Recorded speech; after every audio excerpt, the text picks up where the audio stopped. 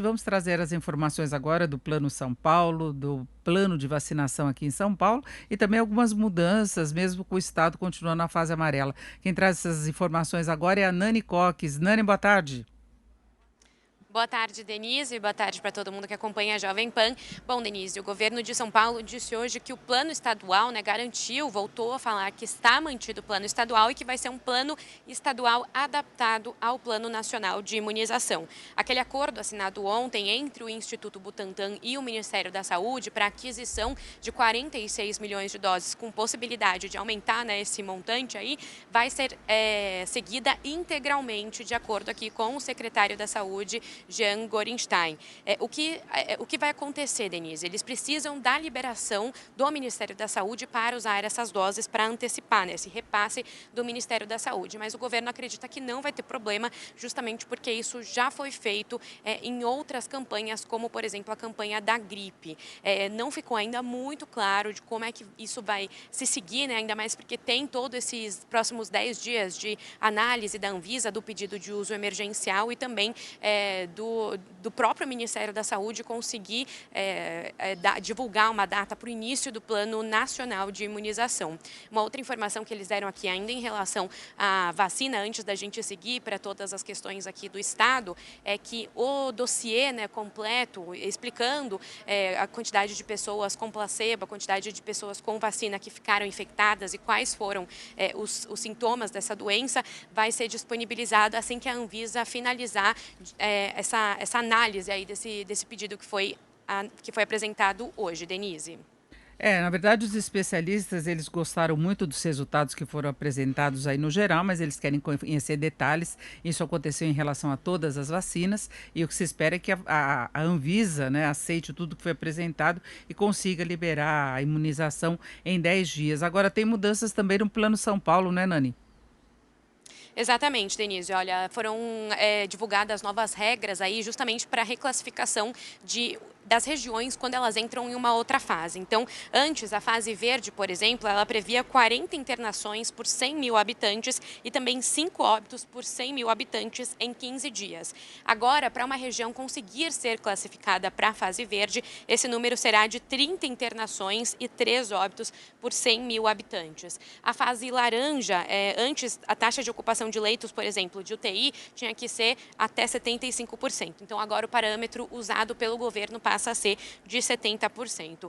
Aquela questão das regiões permanecerem numa fase por 28 dias antes de ser reclassificada para a fase seguinte continua mantida aqui pelo governo. Eles disseram, inclusive, falaram que foi um problema que a população encarou a fase verde como uma forma de acelerar, que poderiam voltar com as aglomerações, e isso tem causado as novas altas observadas aqui no estado, que a gente já vai falar em instantes.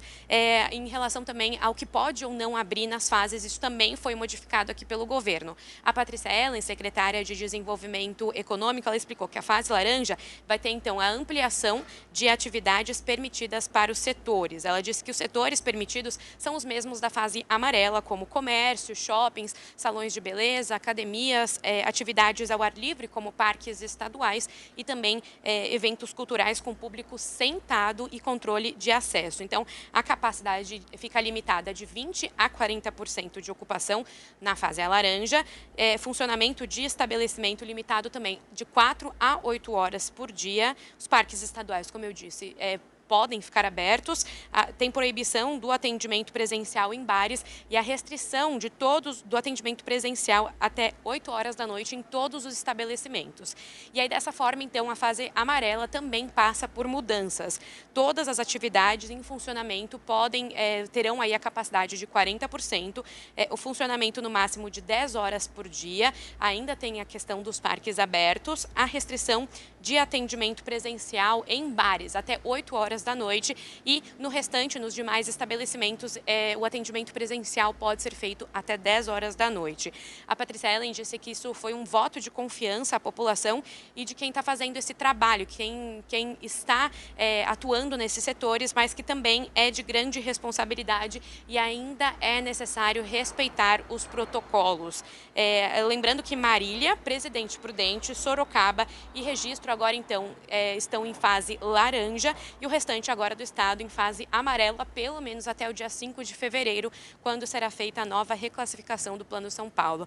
Importante ressaltar também, Denise, que a qualquer momento as regiões aqui de São Paulo, se apresentarem um grande número, uma grande alta, que de acordo com as regras apresentadas hoje, elas fazem, se essas regras se fizerem necessárias para que seja regredida alguma fase, isso vai acontecer mesmo antes do dia 5 de fevereiro. De acordo com o governo, aqui a maioria da população está respeitando essas regras e eles viram que não podem mais penalizar alguns setores que têm respeitado a regra por causa de poucos. Eles ainda colocam o lazer noturno, como bares e festas que não deveriam estar acontecendo, né, festas clandestinas, como o maior ponto de transmissibilidade da doença. Então, as novas regras elas vão de acordo, inclusive, com isso, Denise, em tentar evitar que esses setores fiquem abertos. Então, 90% aqui do estado em amarelo e 10% na fase laranja, e todas essas mudanças aí que eu acabei de explicar passam a valer na próxima segunda-feira, Denise.